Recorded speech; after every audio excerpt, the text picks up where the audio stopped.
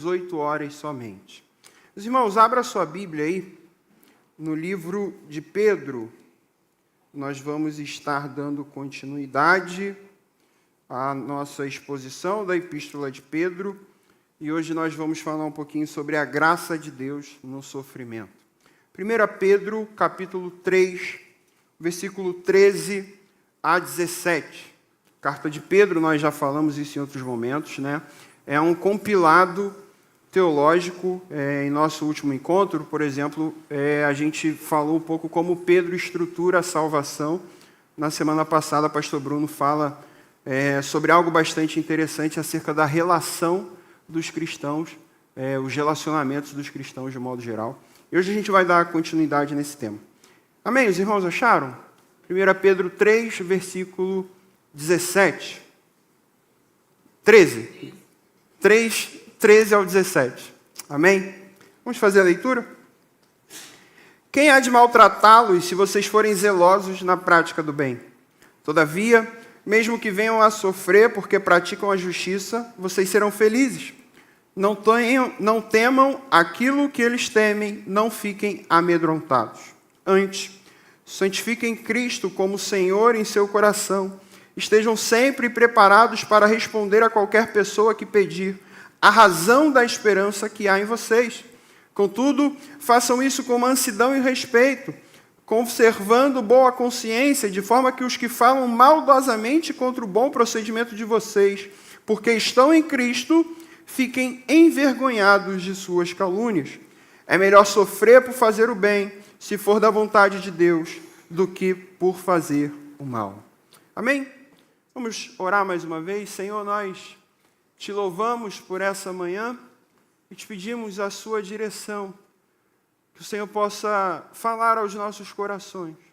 Nos dê corações moldados, corações humildes, corações quebrantados, para que sejamos moldados pela tua palavra. Que em tudo o Senhor receba a glória, que nós possamos receber a tua graça nesse momento. Em nome de Cristo oramos. Amém. Meus irmãos, um texto bastante, talvez um pouco duro de se pregar, falar sobre sofrimento, mas ao mesmo tempo, e nós vamos ver isso ao longo da exposição, um texto que reflete o caráter e o amor de Deus para conosco, e nós vamos buscar, a partir da exposição, entender como Pedro revela esse caráter de Deus. Quando nós olhamos de maneira mais ampla para a carta, a gente vai notar que há aqui nesse trecho que nós lemos uma pequena mudança de rota na direção daquilo que Pedro vinha construindo acerca do seu pensamento.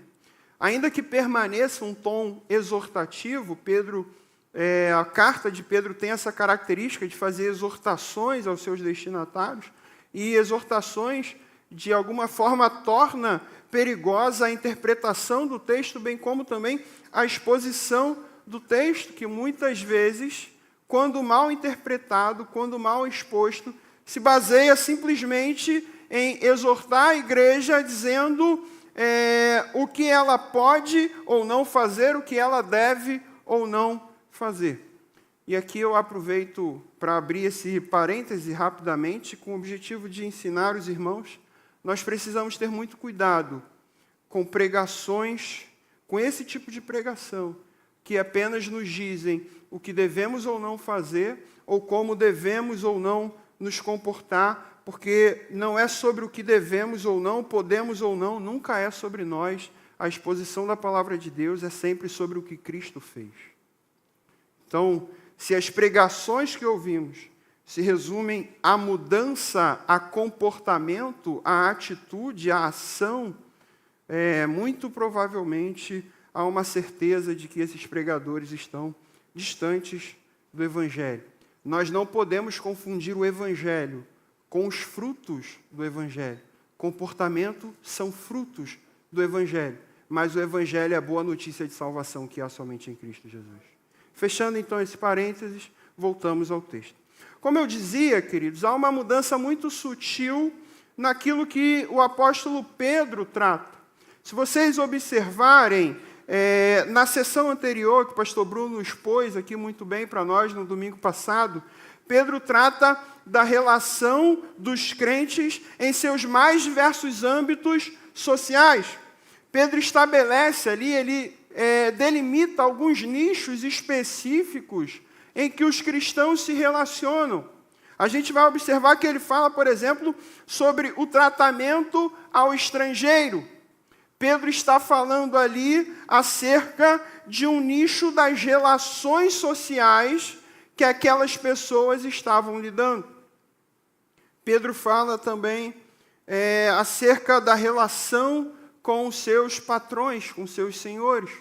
Ou seja, Pedro está tratando ali de um nicho de relações de trabalho com que aqueles destinatários estavam lidando.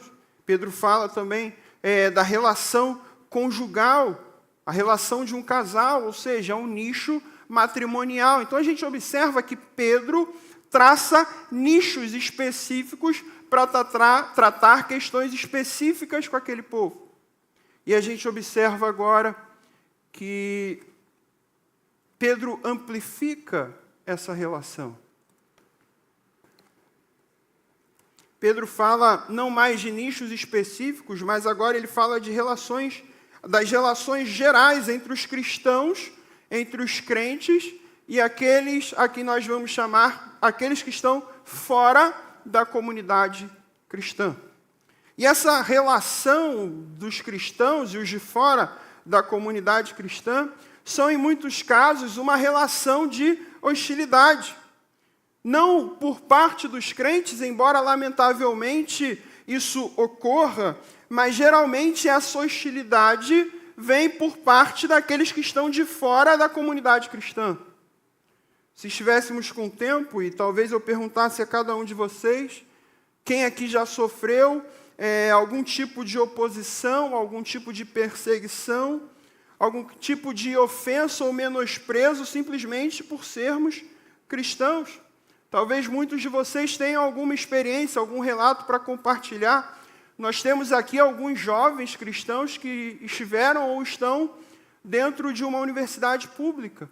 Talvez hoje o ambiente mais hostil para se ser cristão no Brasil seja uma universidade pública. Universidades, de modo geral. E talvez muitos desses jovens que estão aqui, em algum momento, se sentiram amedrontados diante da hostilidade que é. Se sentiram acuados, com medo. A questão é que há um fato, queridos. Há uma realidade de que o mundo é um ambiente hostil em muitos aspectos para nós cristãos. E Pedro vem tratar sobre essa relação de nós crentes com aqueles que estão de fora da comunidade cristã. E a primeira questão que Pedro aborda, a gente vai trabalhar os versos 13 e 14, que é o momento em que Pedro afirma que o sofrimento, ele chega na vida do crente. E para construir esse argumento, Pedro inicia dizendo: quem há de maltratá-los se vocês forem zelosos na prática de fazer o bem? A tradução revista e atualizada inicia essa frase com a conjunção ora, fazendo uma conexão direta com o versículo anterior. A ideia de além do mais, como se o que vem a seguir fosse uma coisa óbvia. Então Pedro está dizendo: ora, quem é que vai maltratar vocês se vocês fizerem o que é bom? À primeira vista, isso realmente parece lógico. Como alguém que só faz coisas boas pode ser maltratado? É a pergunta que nos fazemos. E de fato, assim deveria ser na relação entre os homens. Mas, infelizmente, essa não era uma realidade experimentada ali por Pedro e por seus destinatários.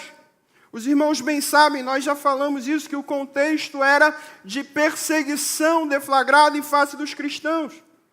A palavra maltratar aqui que Pedro utiliza, no contexto dessa perseguição, corrobora com essa ideia. A palavra grega que Pedro utiliza em vários momentos no Novo Testamento, quando ela só aparece sempre trazendo essa ideia, esse sentido comum de uma perseguição. Uma perseguição não por parte de autoridades, uma perseguição não oficial, mas uma perseguição causada por um grupo de pessoas dentro de uma sociedade que não gostavam dos cristãos. Ele está dizendo para aqueles irmãos, olha, se vocês forem extremamente zelosos em fazer o bem, ninguém há de maltratar ou perseguir vocês. Mas não é curioso o fato de que ele estava escrevendo isso justamente para cristãos que estavam sendo perseguidos e maltratados por uma parcela daquela sociedade. Pedro certamente está dizendo, olha, em condições normais, em condições naturais, vocês não deveriam ser perseguidos por fazer o bem, por serem boas pessoas. Vocês não deveriam ser perseguidos por serem zelosos na prática do bem. É isso que Pedro está dizendo. E zeloso aqui, olha que interessante.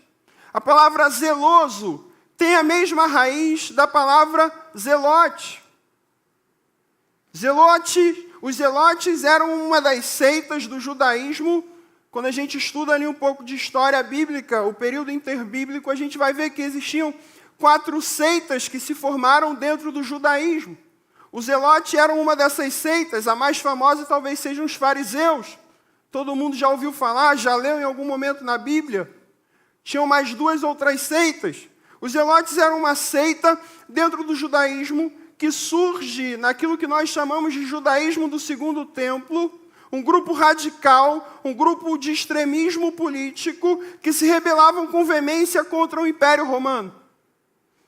Muito provavelmente, muitos dos leitores de Pedro eram zelotes, e Pedro sabia disso.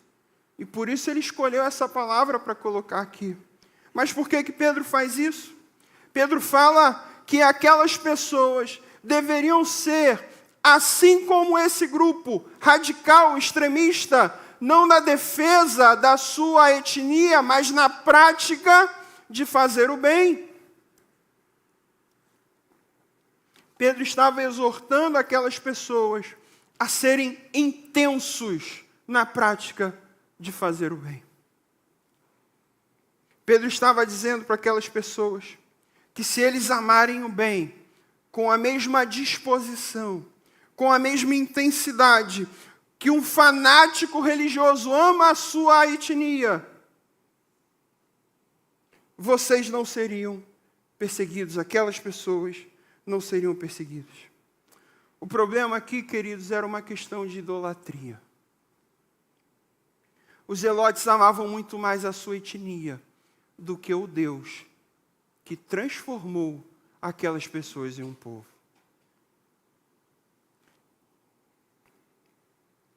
Abrindo outro parênteses aqui para falar com idolatria, queridos, sobre idolatria. Fica nítido que o apóstolo Pedro busca confrontar um ídolo do coração daquelas pessoas. Aquelas pessoas que lutavam pelo seu povo, mas que não obedeciam a Deus. Era um ídolo daquele povo, a sua nação, a sua etnia, o povo judeu, se tornou um ídolo para aquele povo. E Pedro então confronta aquele povo, e o alerta que eu faço aos irmãos é: cuidado com aquilo que nós, ou melhor, cuidado com aquilo que você elege como o ídolo do seu coração, querido. Sabe por quê? Porque Deus vai derrubar os seus ídolos. E é isso que Pedro faz. Pedro confronta um ídolo do coração daquele povo. E Pedro descortina a idolatria daquele povo. E está dizendo para nós nessa manhã, olha, se nós amássemos a prática do bem com a mesma intensidade, com a mesma disposição com que nós amamos os nossos ídolos, os ídolos do nosso coração, Pedro está dizendo que nós não seríamos perseguidos. Ídolos políticos, ídolos culturais, ídolos sociais. A perseguição e o sofrimento chegam porque amamos mais os nossos ídolos do que o Deus que nos salvou, que nos escolheu como seu povo e nos ordena a fazer o bem. É isso que Pedro está dizendo. E Pedro, sabendo disso, sabendo dessa possibilidade de que, mesmo que aquele povo se esforce bastante na prática do bem, ainda assim eles poderiam sofrer maus tratos e perseguições, ele vai dizer, todavia, mesmo que venham a sofrer, porque praticam a justiça, versículo 14, vocês serão felizes. E ele conclui fazendo uma citação de Isaías 8, não temam aquilo que eles temem, não fiquem amedrontados. E de fato, queridos, aquele povo sofreu. Naquele tempo, os cristãos começaram a sofrer por causa da justiça. Os outros povos começaram a falar mal dos cristãos, seus bens foram confiscados, eles foram dispersos. Mas mesmo passando pela perseguição, Pedro afirma que de alguma forma eles seriam felizes, bem-aventurados. Mas percebam, Pedro aqui, quando afirma isso, ele deixa claro para nós que não se trata de qualquer sofrimento. Aqui Pedro está falando de um sofrimento que vem em razão da prática da justiça. Um sofrimento que vem em razão da prática do bem. Pedro corrobora a ideia lançada por Cristo no Sermão da Montanha, o que Cristo disse: bem-aventurados os que são perseguidos por causa da minha justiça, porque deles é o reino dos céus.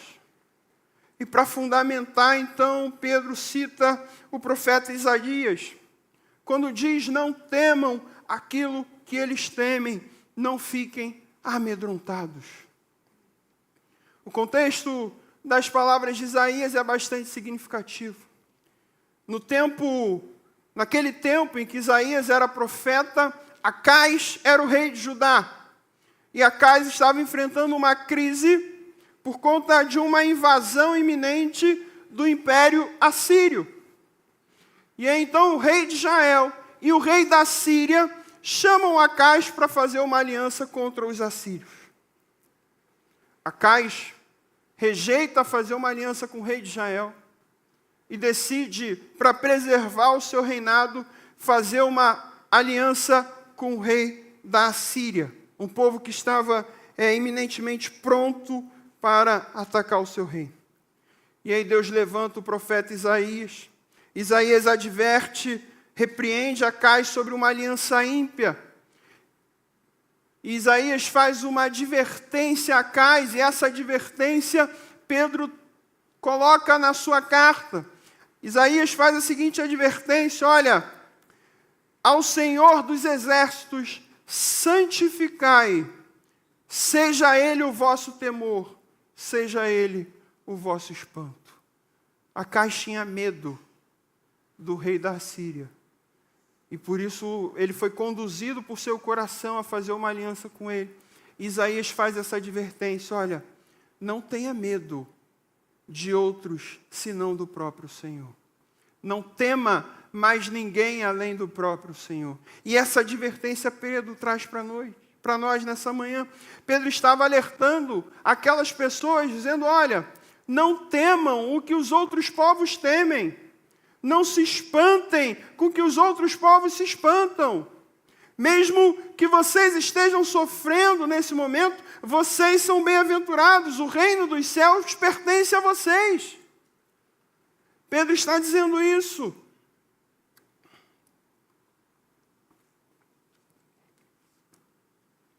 Meus irmãos, nem sempre Deus livra o seu povo do sofrimento. Essa falsa ideia de pare de sofrer não é uma verdade. Não estamos dizendo, contudo, aqui que o sofrimento é bom e que as circunstâncias que nos atingem são boas, não é isso.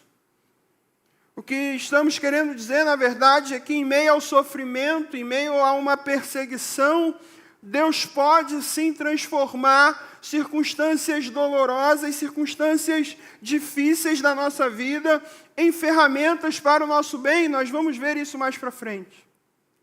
Pedro estava dizendo para aquelas pessoas e diz para nós hoje também: amem fazer o bem mais do que qualquer outro ídolo que possamos ter em nossos corações.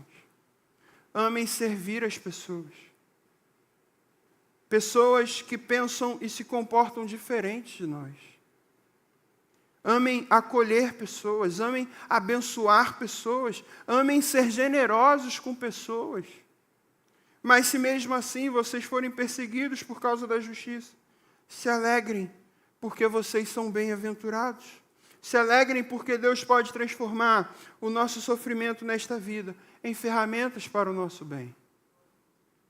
A segunda verdade que esse texto aponta para nós, e é nítido, meus irmãos, que havia um problema real na vida daquelas pessoas.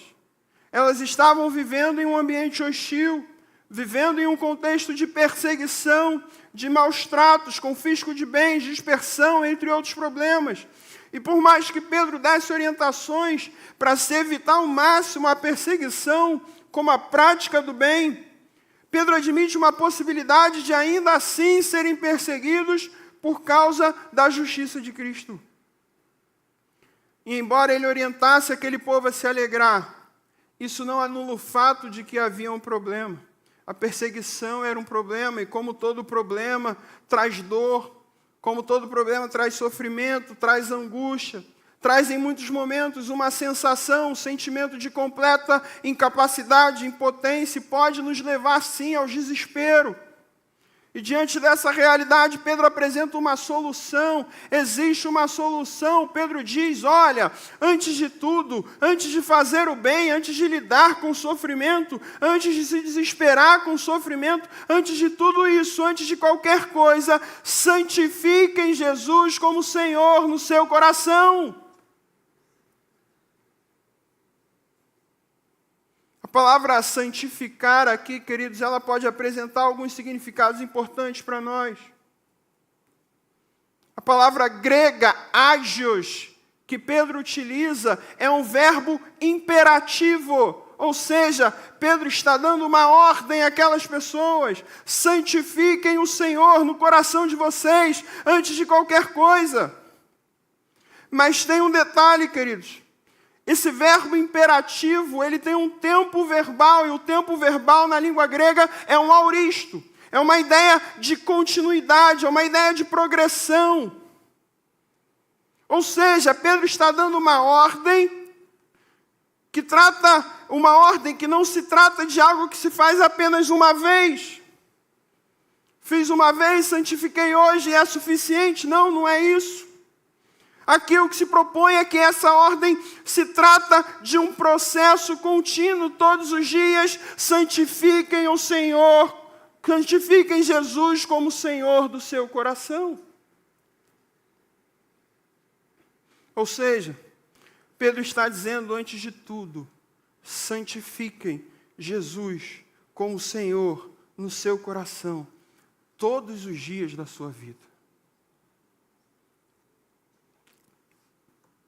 Essa mesma palavra grega significa não somente reverenciar e honrar a Deus, como comumente aprendemos, como também significa glorificar mediante a obediência dos seus mandamentos. Como eu santifico o Senhor no meu coração todos os dias? Obedecendo. Santificação é obediência aos mandamentos de Deus. A segunda parte desse versículo continua dentro do contexto hostil daqueles leitores. Pedro diz para aqueles destinatários, para que eles estejam preparados para responder qualquer pessoa que lhes pedir razão, ou melhor, lhes pedir a razão da esperança que havia neles. Que coisa linda, né, queridos? A ideia aqui, queridos, de santificar Cristo como Senhor, é uma oportunidade de dar um testemunho claro acerca da fé e a esperança que nós temos nele.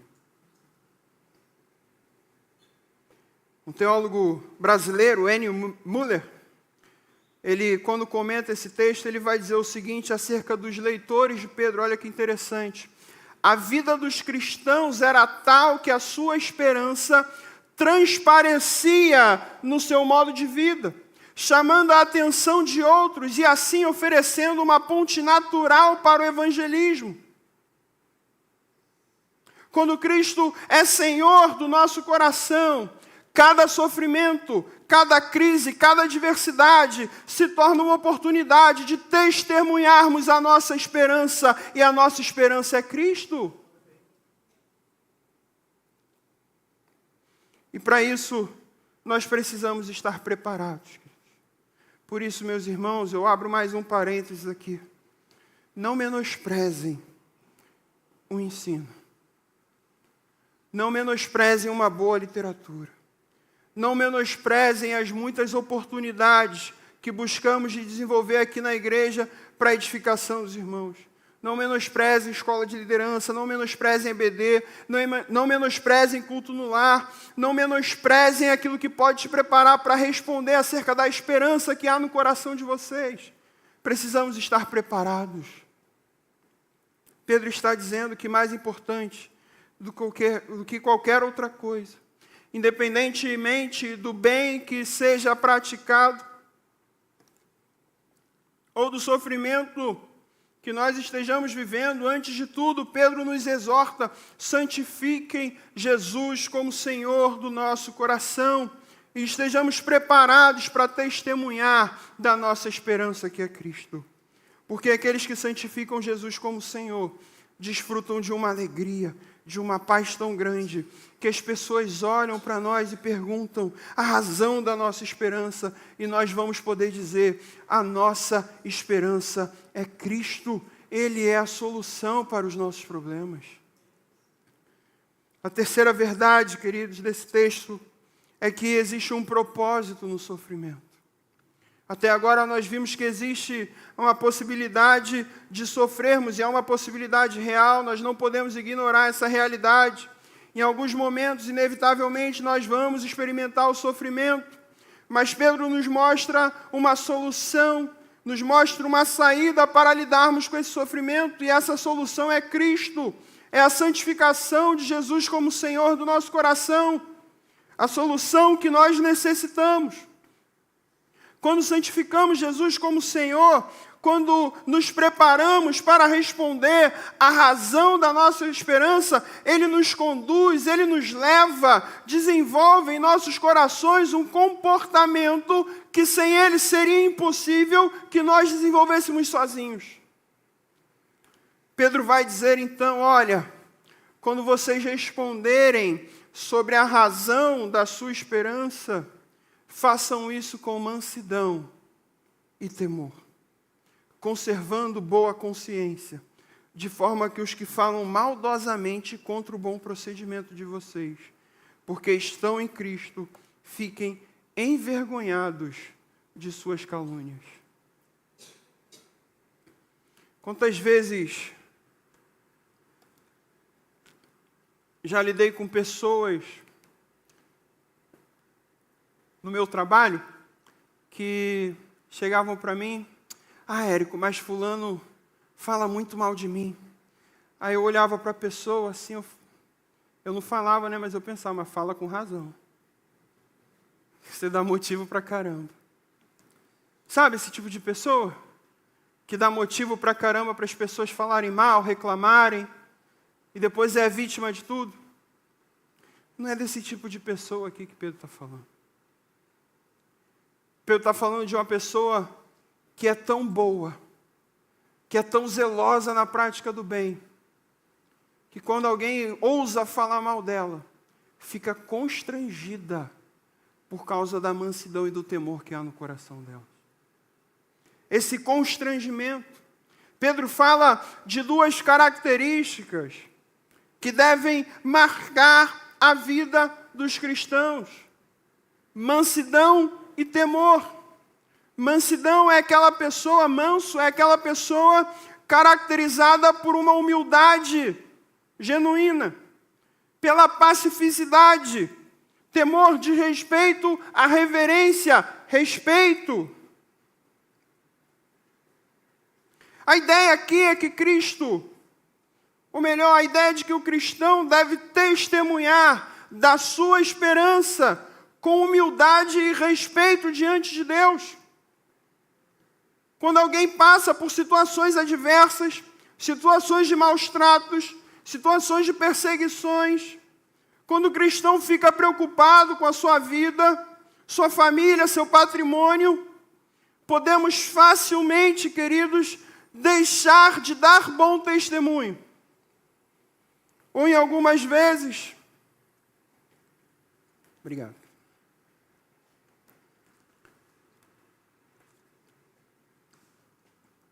Podemos deixar de dar bom testemunho ou, em alguns momentos, dar um testemunho de maneira indevida, de maneira equivocada.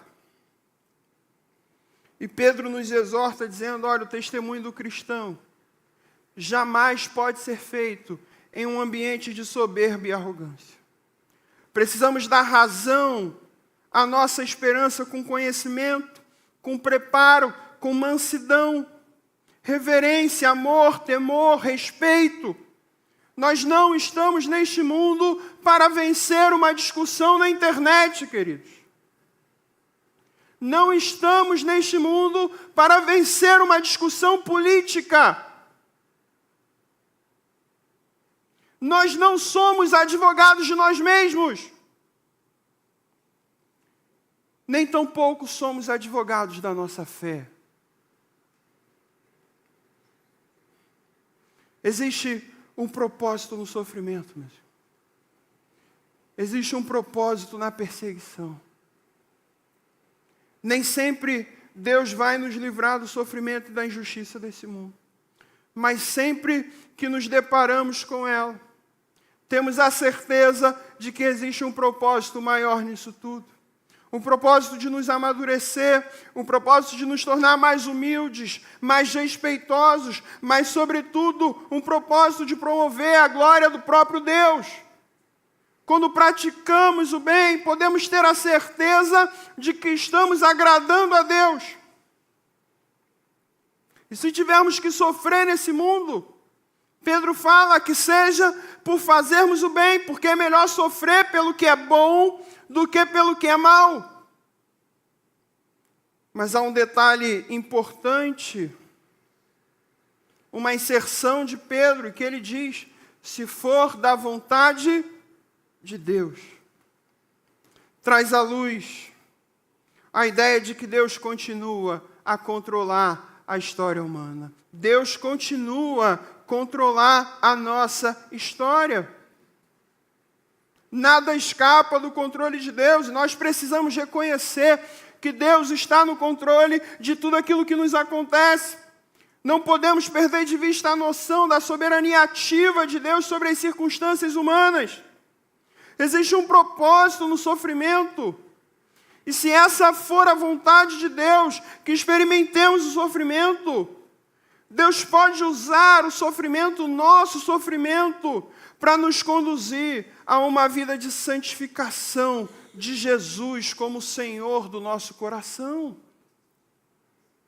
Deus usa o sofrimento para nos aproximar dele. Deus usa o sofrimento para nos preparar para responder à razão da nossa esperança com mansidão e temor. E a razão da nossa esperança é Cristo.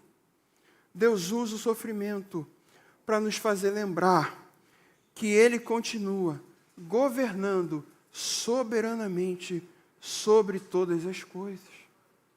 E por fim, Deus usa o sofrimento para o louvor da sua glória. E por essas razões, por vermos Deus em cada fase, podermos olhar para o sofrimento e nos alegrarmos por sofrermos por causa de Cristo. Podermos olhar para o sofrimento e enxergar a graça de Deus sobre nós. Diante dessa verdade, eu queria fazer 3 aplicações para nós concluirmos nessa manhã.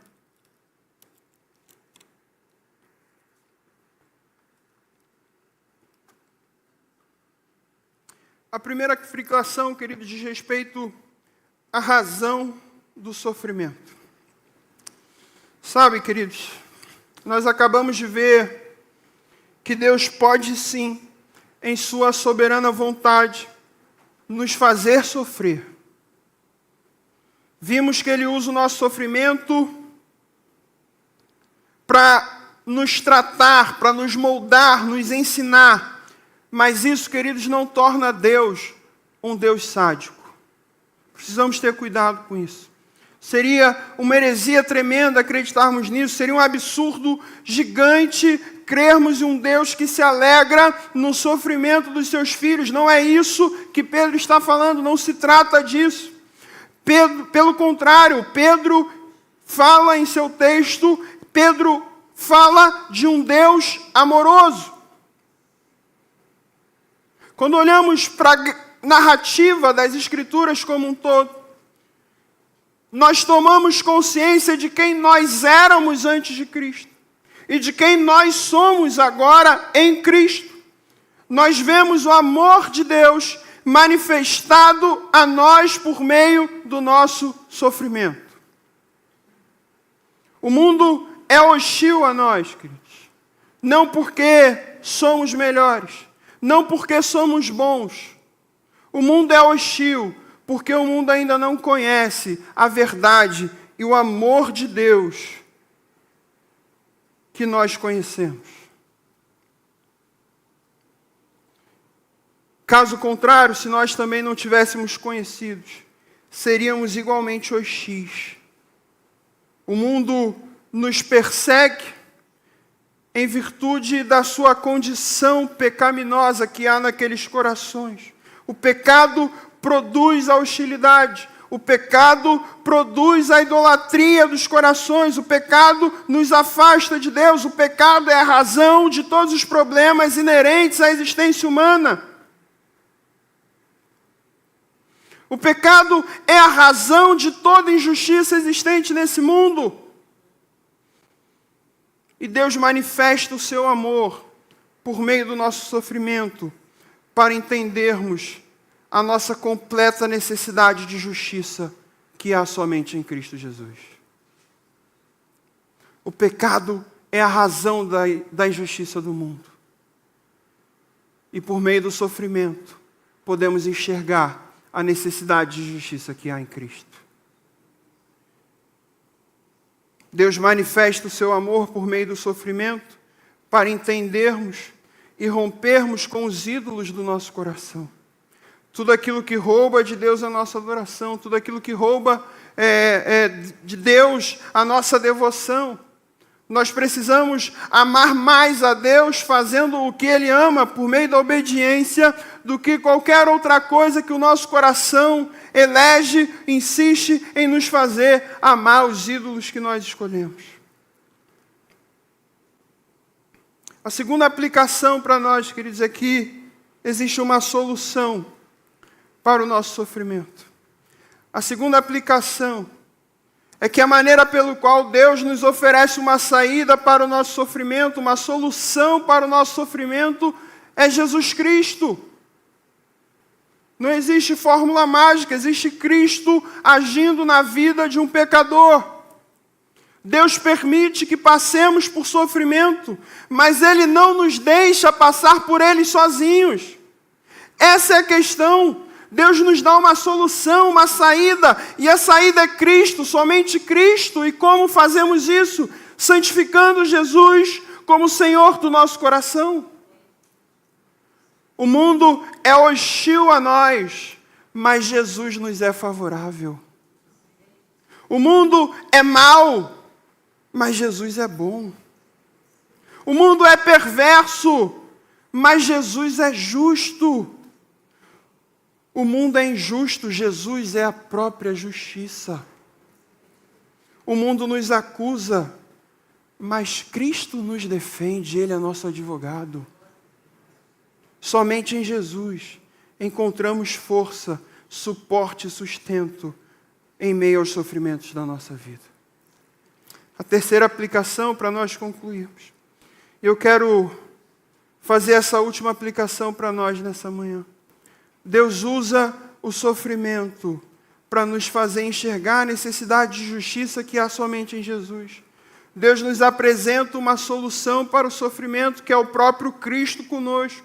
E agora Deus manifesta mais uma vez o seu amor, nos enviando o seu Espírito, que nos capacita a respondermos à razão da nossa esperança com mansidão e temor para a glória do próprio Deus.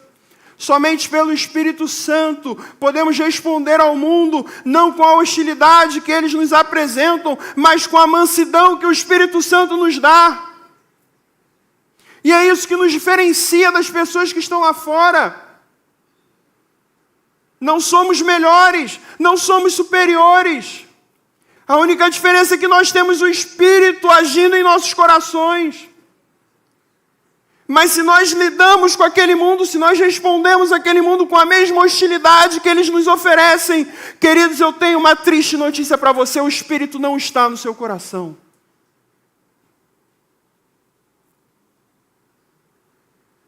Precisamos responder à hostilidade do mundo com mansidão e temor diante de Deus. Vamos orar, queridos?